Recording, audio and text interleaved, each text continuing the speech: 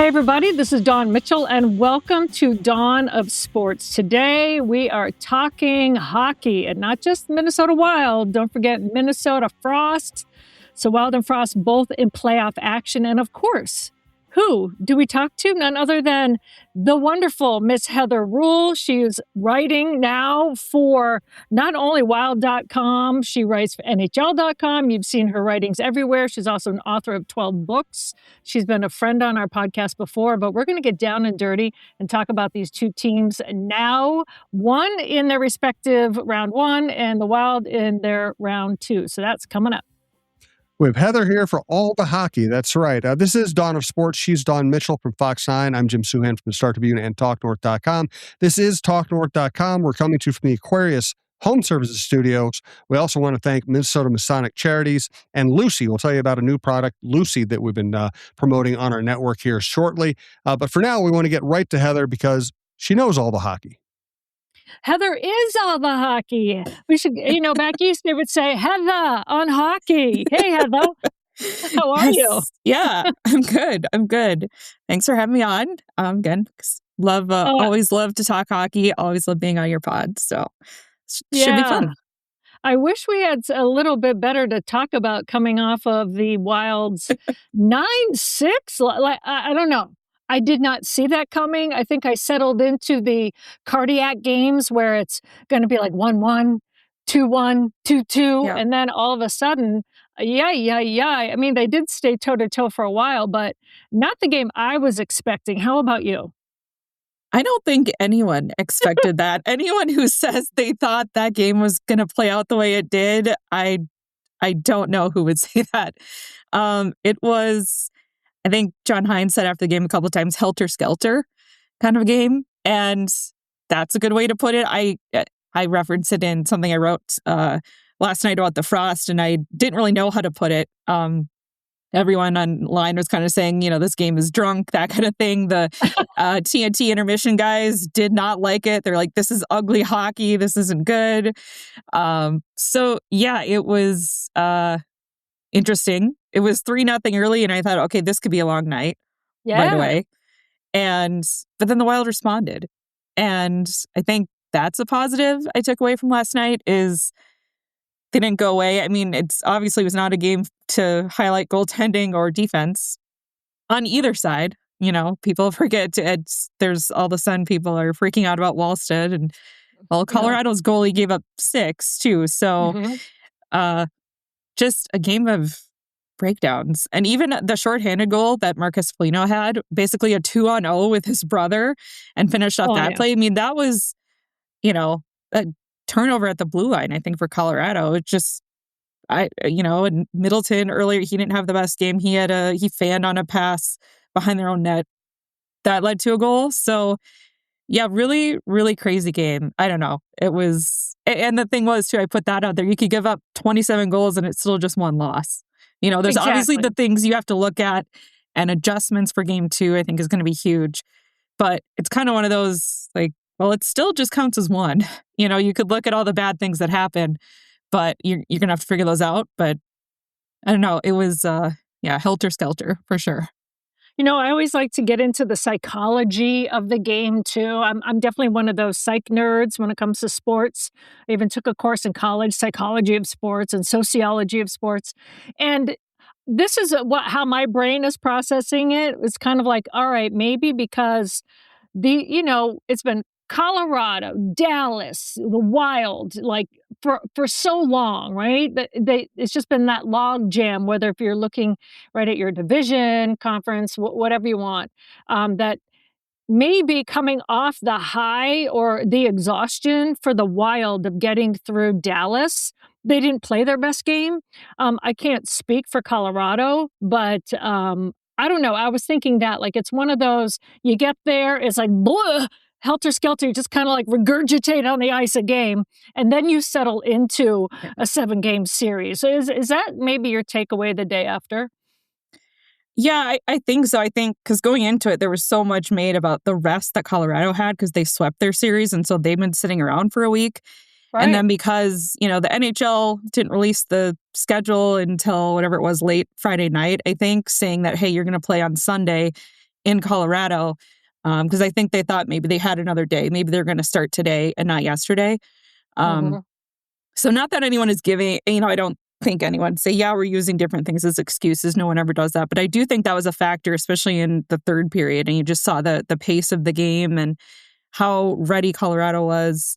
And the Wild did not have their best game. I mean, they held an optional practice Saturday, but they really, didn't practice much. I mean, it was just kind of a, hey, we'll tune up before we fly to Colorado.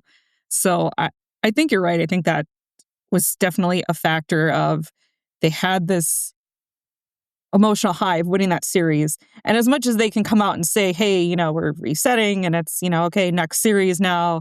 I think that does play a little bit of a factor, that it was such a quick turnaround. And now they do have to reset. And that was something that John Hines has talked about a lot. Pretty much every game of that series is this is how the playoffs are. No matter if you win, that their first game against Dallas, they played almost a perfect game in a lot of ways. Yeah. It was 6-1. And even that, it's like, okay, well, we have to reset for game 2. Each game is a reset, no matter what happened, how well you played or how bad you played. And you have to take the things you can learn and adjust from that game and apply it to the next game. I think, though, the one thing that did surprise me, and I'm sure a lot of Wild fans are with me riding that roller coaster last night, I did think when Foligno scored that goal that it was going to be the Wild's game after that. I did. I felt that momentum shift, and then they laid an egg the rest of the way. Like I wasn't planning on that. So that kind of surprised me. I don't know about you.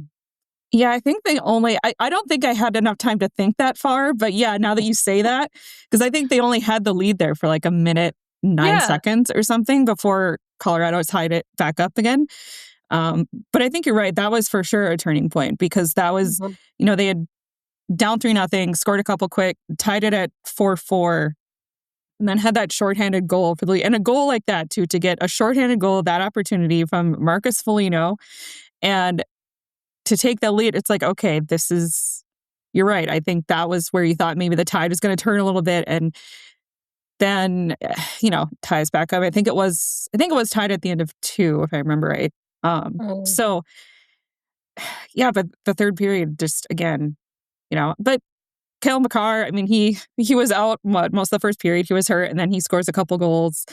That was the thing I was trying to think of last night, too, is how many goals did Wallstead really want back? And I thought maybe there were a couple, which is weird to say when you give up 8. He ended up, they had an empty netter. But I don't think that there were a ton that you can all just hang on him because the defense was turning pucks over and nobody was playing clean, that kind of thing. So there were like the Kadri goal for sure, I think. And there was maybe one other one. And, again, the power play, I think technically they only gave up 1 in the power play, but it was essentially 2 because one of them they scored right as they got back to full strength. So that's another problem to me that they still need to work through. It's like, okay, we got through Dallas with the 10 power play goals and now doing it again in Colorado. So they need to fix that PK. Yeah, and, I hope Wally is the kind of guy, we saw it in the regular season, especially towards the end, that where he can just shake off kind of a game like this because Colorado is different. It's an offensive powerhouse. They kind of know that coming in, that maybe he'd see more pucks coming his way. But also, you talked about it wasn't a defensive juggernaut by any means. I think more pucks got to him, obviously, than in the first. So it's kind of that mixture, like you said, of it being helter-skelter, and also he's going to see a different kind of offensive powerhouse coming at him, and he's got to shake off this game pretty quickly. Yeah, and I think it was interesting because after the first series, I was thinking about how the Wild went into that series, and there was a little bit of a goaltender controversy in a way because they went the whole season with this rotation with Gustafsson, and then all of a sudden down the stretch, Gustafsson was not playing well. And they gave the net to Wallstead as a rookie, and he stepped up and he performed really well and played well in that series for his first playoff experience. And now it's to the point where, I think some people are asking, do you go to Gus? Do you go to him in this series? I think you still stick with Wallstead and let him try and bounce back. I think he has, and he's been very open talking with the media too this year about how he's worked with a sports psychologist. He had a very tough season last year. in net. And so just working through a lot of those things, so much of the game is mental, right? And I think for him to bounce back and make those adjustments to, like you said, a different team, different series, it's, Colorado, not Dallas. I think he needs to get another shot to adjust to that, and then kind of we'll see where we're at after game 2.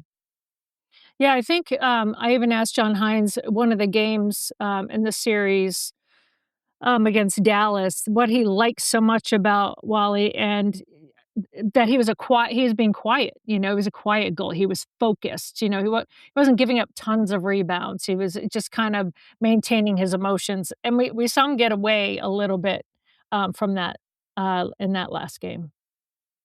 Yeah, I think even there was, I want to say it was maybe game 5 in Dallas, where he was still very good, but he wasn't quite as sharp as he had been those previous games.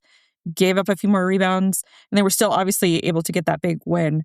But yeah, I think yesterday it just, again, it's hard. It's hard a little bit to kind of like really dig in and analyze some of this stuff because it was such a weird game. It's just, I don't know. But yeah, I think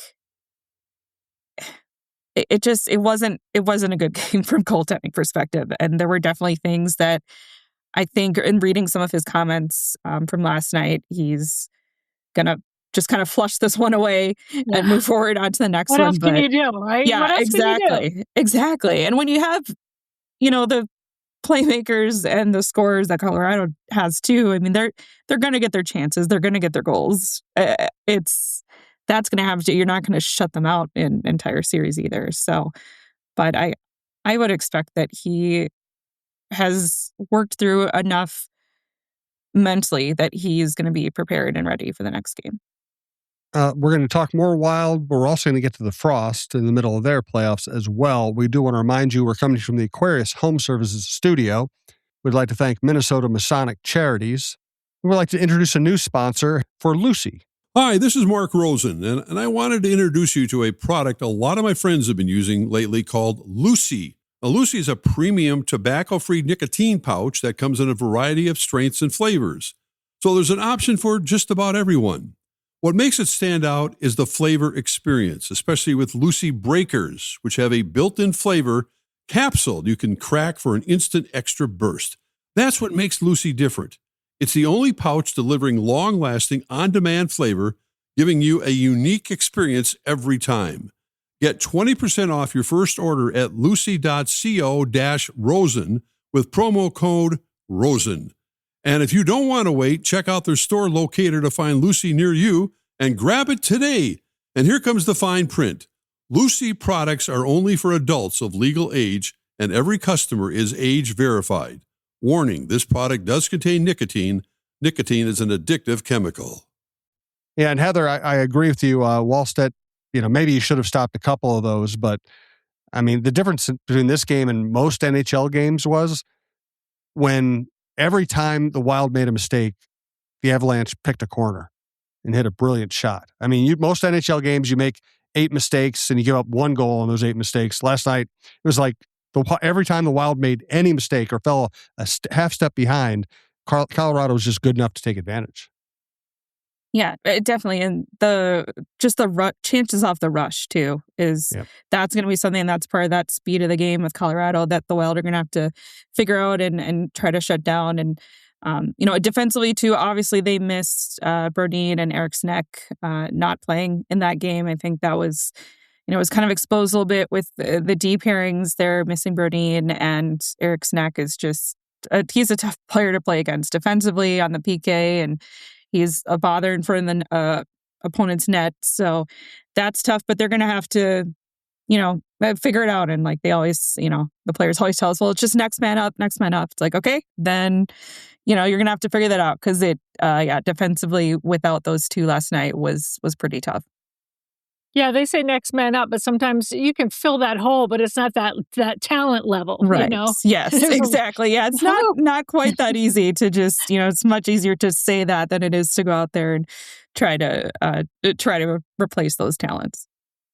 I wanted to say too, first of all, I also read your article on Wild.com, the reason to believe before they entered into this round 2. And there are reasons to believe, and injuries are going to affect every team. How do you, as a writer, then kind of like shift your focus as well along with the team? I loved how you said there is reason to believe they can take this the whole way, but there's so many fans now after last game going, I don't know. Yeah, I don't know. I mean, what do you say to that? Yeah. Well, first of all, everyone needs to calm down a little bit. I don't know. It's one game. I put out, it's funny how, yeah, it's funny how social media and algorithms can just take off too. Because I was posting things last night. I had posted a stat about, I think it was the Wild's record in game 1s against Colorado in their playoff history, but they've also won, 2 of the 3 series, and that's kind of taking off, and people just let it. I'm just putting it out there as a stat and a fact, and people are just kind of going all over it like, well, that doesn't matter now, and this and that. I'm like, okay, it's not a big deal, guys. It's one game. Game 2 is not a must-win game. That's kind of my bit too. I don't like when people call game 2 of a 7-game series a must-win game, because I think momentum shifts and changes so much throughout the course of a series. It's a long series, and obviously it's not ideal if they were to go down 0-2.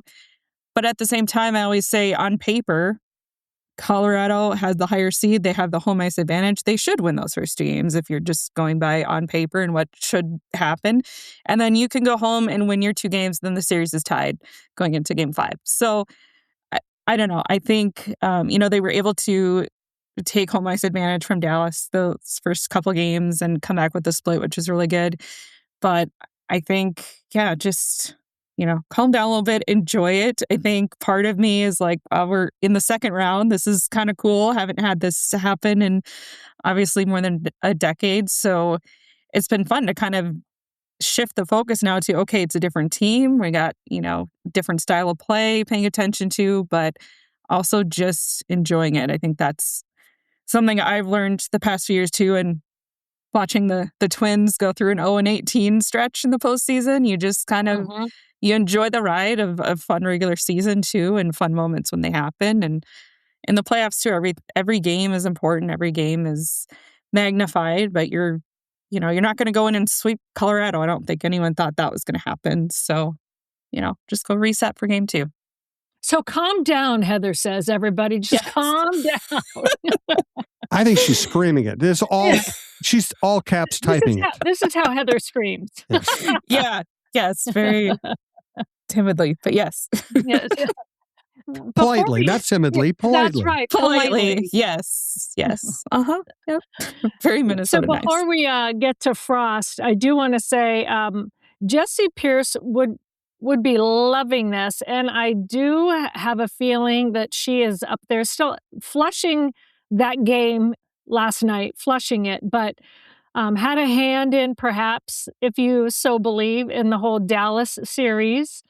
And Jessi Pierce, I just love how, whether it's home or away, the teams have been honoring her, saving her a seat, putting the flowers there. And you and I were talking earlier how she just loved the playoffs. And to have it double barrel here, hockey-wise, for both the Wild and also the Frost, she's beaming up there. She is, don't you think?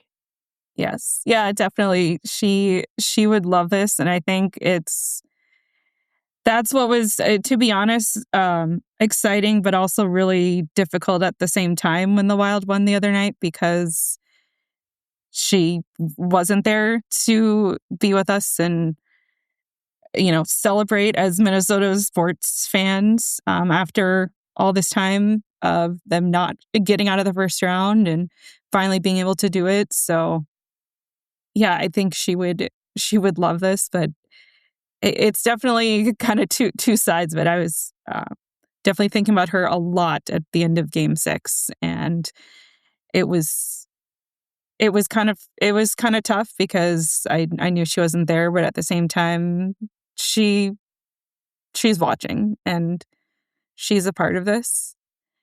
And I think looking back on it later on when I'll reflect on it maybe a little bit more, I think that'll be a really good to know that she's still a part of it. And like you said, it has been really nice to see all the teams around the NHL that have honored her and had the seat in the press box, and the Wild have still done that as well. Had her photo there, photo of her and her kids, Hudson, Caden, and Avery, and yeah, she would love this, and it's really sad. It's hard she's not here, but I think yeah, she must have had a hand in it somehow. Them getting that series win. Yeah, the thought that crossed my mind, even at the beginning of the series with Dallas is, I know that for you, working side by side with her, I don't get to go to all the games, being on Vikings for most of the beginning of the season. Um, but whenever the Vikings were done and I get to cross over and do some Wild, Jessi would always welcome me and everyone from the Wild beat with open arms. But I was thinking of you because it's like a heavy heart, but also I call it a heavy pen that sometimes now you're writing the stories, and you wrote it in one of your columns that the space where you write is where she used to write. So you're connected to her also on that level, which makes it even more poignant, but also more difficult for you to do your job. So first, I want to congratulate you on being able to do that. When it is a friend, it is someone that you care about, and it's a space that you shared with her in terms of hockey, and now you are there alone, but with her, if that makes sense. How hard has that been? Yeah. Thank you for saying that. First of all, it's been very difficult to be at the arena without her. And even though there are a couple of other women in the press box and on the beat, it's weird how I thought of one other day at Tria Rink, just how I felt very I don't know how to put it.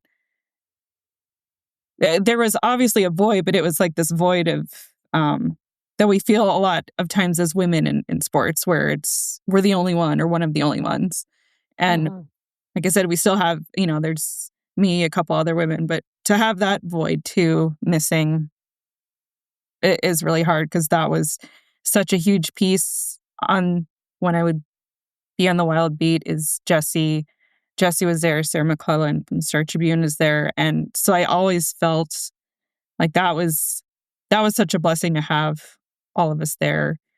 But yeah, it's been really hard to go to games. My seat in the press box is only a few seats down from her. And yeah, I miss her. Definitely, the rides home have been kind of hard, because you kind of get in that work mode when you're there, and then you're just thinking about it on the drive home, and it's emotional and really difficult. But I know she would also be really excited for me and the things that I'm getting to do, the stories that I'm doing with the Wild, with wild.com. Had started in March or end of February, whenever it was, and she knew about that and was really excited for me to get that opportunity. And I think that's something that I keep reflecting back on and remembering, because I'm really glad she knew about that. I'm really glad that she expressed to me how happy she was for me, because that's who she was. And she was so supportive of everybody and helpful and supportive of me. And I'm just really glad, she knew. That's why I related to her so well too, because she was also an independent, freelance writer, podcaster. So we understood each other so well in that way.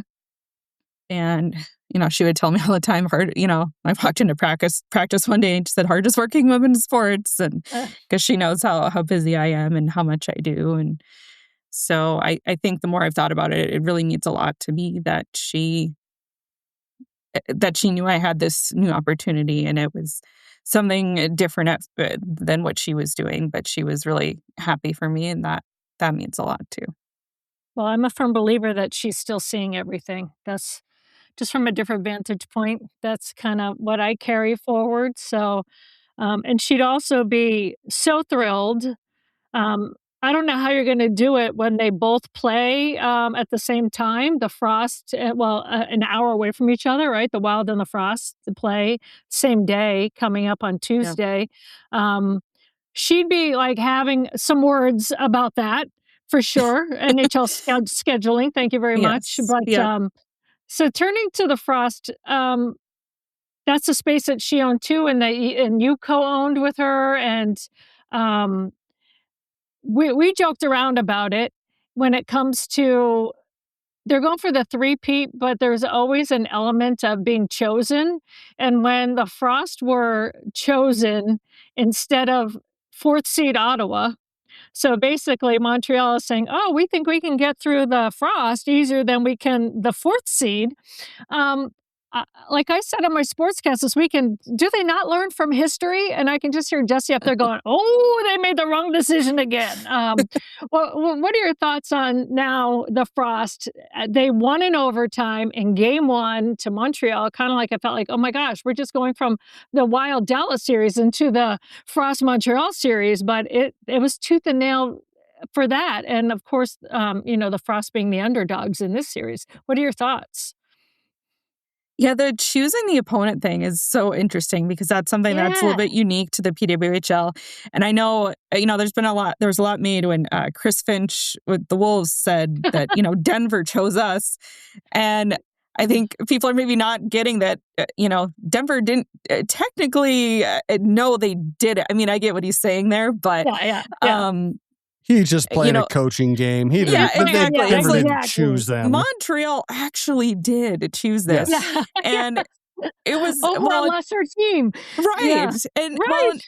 It was an interesting choice though because Montreal had the same choice last season, and they chose Ottawa and lost in 4 games to Ottawa in the semifinals. So I think. I mean, and the coaches, both of them for Minnesota and Montreal were pretty coy about, not getting into super detailed about why they chose, and Minnesota just kind of brushed it off as like, well, we're going to have to go somewhere, and they had to make a choice. But with Montreal, I mean, it didn't surprise me necessarily. It just hasn't worked out. I mean, the 2 years of playoffs, you have the semifinals and finals, best of 5 each series, and the lower seed has won all of them. So, and that has been, the last 2 years, Minnesota was number 4. They're number 3 this year. So they're changing it up a little bit. But Taylor Heisey actually said to me earlier this week, she said, I think maybe, being the 2 seed is probably the best place to be right now, because then you get the home ice advantage. You're the 2 seed, but you don't have to choose. It's chosen for you. And that maybe is going to work out better for Boston this time around. Boston's the 2 seed playing Ottawa. So we'll see how that goes. But the Frost have kind of, like I wrote, flipped their own script a little bit. They're the 3 seed, not the 4. They got in the playoffs a little bit early. They won game 1 for the first time. I know. So that hadn't happened. They were, they're 4-0 in series, 0-4 in game 1. So they won game 1. They beat Montreal. They haven't beaten them all year. Lost in overtime to them twice. And that game the other day was funny. It's funny this year how similar things are with the Frost and the Wild sometimes. Just, each team has a goaltending tandem, and, each team played really well heading into the Olympics, like that kind of thing. And I thought, okay, the Frost had this crazy game 1, all this stuff happened. And then the Wild and Avs were like, yeah, well, we're going to show you this now. So if you thought that was something. But what I thought was interesting with their game 1 was the Frost put up 4 goals, headed into overtime against Montreal's goalie, Anne Renee, who put up amazing numbers throughout the season. And I just thought, man, you put up 4 against her and you don't win this game. That's tough. Like you put in that many goals, you need to win the game. So it was a good thing they found their overtime magic. And early in overtime, which apparently that's just all they play, because in their final last year was all overtime games too. So why would we expect anything different? And on Montreal's side, they had a player with a hat trick, first hat trick in playoff history. Yeah, Stacey, right?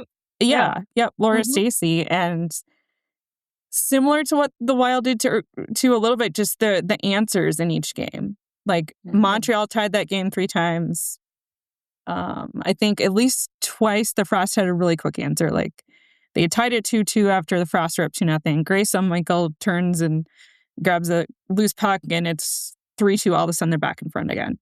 So I think with both of these teams, both the Wild and the Frost, that's what I was glad to see, is not kind of this retreat and like, oh, woe is us, we got scored on, or now it's tied, or now we're behind. They just kind of go right back to work and score. So it'll be interesting to see how the Frost approaches game 2, as they obviously tried it. I'm sure they would love to go up 2-0 for multiple reasons, because they probably don't want to play that game 4, which is now going to be a back-to-back situation, because it was either, I think, back-to-back, or they would have had to wait like 5 days to play game 4. So they'll also be without Britta Curl-Sleme did get suspended for game 2. She had a high hit and a game misconduct. So they'll be without her, which is a loss, but their offense is so deep. I don't, it should be fine from that perspective. I'll be interested to see what they do in goal, because I know they've done the rotation with Rooney and Hensley, and Rooney started Saturday. But in the playoffs, they have kind of stuck with the one goalie who's been the hot hand a little bit, but she did give up 4. So we'll see if he switches to Hensley or not. Yeah, that was going to be my question. Like, it's hard to see what Ken Klee will do, because every year in the postseason has been so different. Coming off of last year's back-to-back, I was like, yeah, I wonder if he will play Hensley or not. But I guess that's a wait and see, because I thought Rooney played really well. I don't think she maybe one bad goal, but other than that, I thought they were all like pretty hard, difficult goals.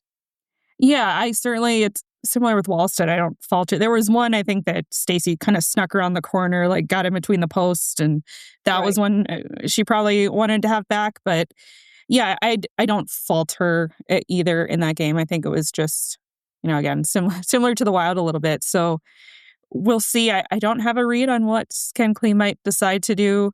They have done the rotation pretty much throughout the year, kind of every other game.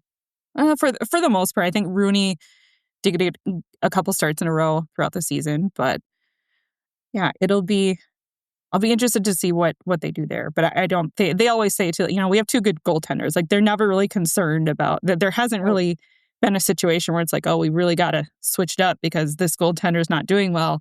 They've both been really solid for 3 seasons now. So I think they know what they have back there.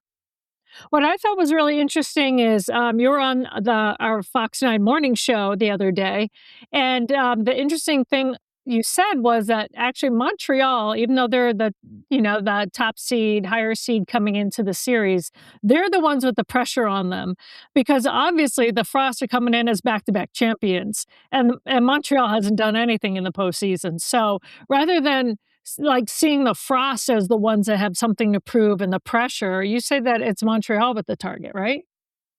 Yeah, that's what I mean. There's obviously pressure on the Frost because they are back-to-back champs. And as Heisey said, and I wrote about for today, like, we're the only ones that have ever done it. We're the only ones that have been the champs.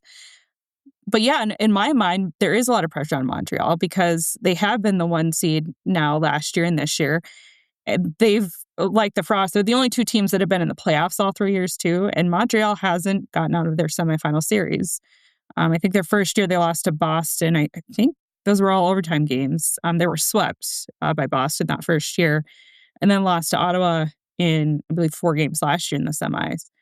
And I just think, yeah, there's some pressure on them, and especially now losing that first game and you're at home, to go down 0-2, losing those 2 home games, that's going to be tough for them, I think. And with the Frost, I said this on a radio hit I did the other day, that nothing surprises me with their team either.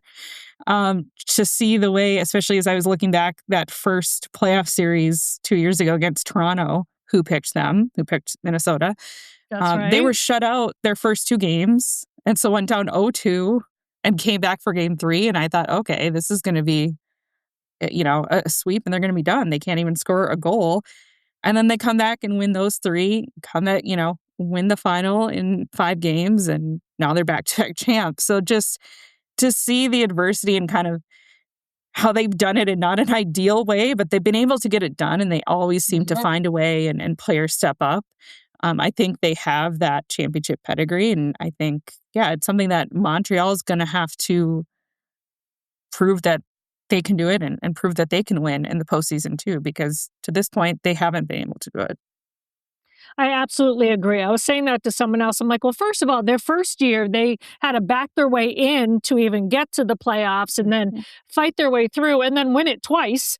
And then they won the second year, which was not easy. So I'm like, third year, I'm like, that's why I said Montreal, ooh, that's what happens when you get Ottawa. I'm like, I'm not saying they're going to be three-peat champs, but I'm like, in this series, they cut the tiger by the tail. So, but so did you schedule-wise, Heather. Now that you've got so much, I think every single day you've got something to do for either Wild or for Frost. So I can't believe we snuck you in on a day that you're probably still writing like 12 stories. But thank you. I really appreciate you coming on, because I know that you're either at practice, watching a game, trying to get to, an availability, a skate. So you probably don't even know what day it is. Your schedule is helter-skelter. But this is what you live for, right? This is what you like, isn't it? Yes. Yeah. I was telling someone the other day, it's good. I'm busy. It's good. They won that series, which means more hockey games and more work for me. So that's always good to keep that going as long as possible, keep hockey season going. So I think it is Monday, right? So today's Monday. Right. Yeah. But and also keeping up with watching. I don't have any work on the Wolves side, but keeping up with watching the Wolves, when I can too. But between the Wild and Frost, I think Thursday, Friday, Saturday, Monday, Tuesday. Yeah. Pretty much every day. Again, I'll need to bring that cot with me that I still need to get at the arena. So. Yep, you're with every single Minnesota fan. They're like, okay, today the Wild, the Wolves, or the Frost. Some days are both. Is there one day that's all three, maybe? So and Tuesday will be tough because I'll have to have multiple screens going with the Frost and the Wild playing at the same time. So, if anyone can do it, you can do it. That's right. Thank you. All right, Heather, thank you so much. I'm keeping fingers crossed for you and for some great coverage. And I'm looking forward to seeing maybe a deep run if you can get enough caffeine and take both all the way to the championship. That would be something to talk about later. Yes, that would definitely be something. And you know what? I think Jessi would love to see a long playoff run too. I think if they can do it, this might be the year for them to go all the way. If that happens, we all go to Cup and Cone again. It is a date. Yes, 100%. We get the whole posse together again, and we go to Jim. You'll have to come to Cup and Cone. I mean, I don't know. They might have some ice cream for you. I know that sometimes you have to watch, the menu, but we'll find you something. We'll find you something. All right, Heather Rule. Thank you so much. All right, thank you, Don. Appreciate it. It's good to talk to you guys.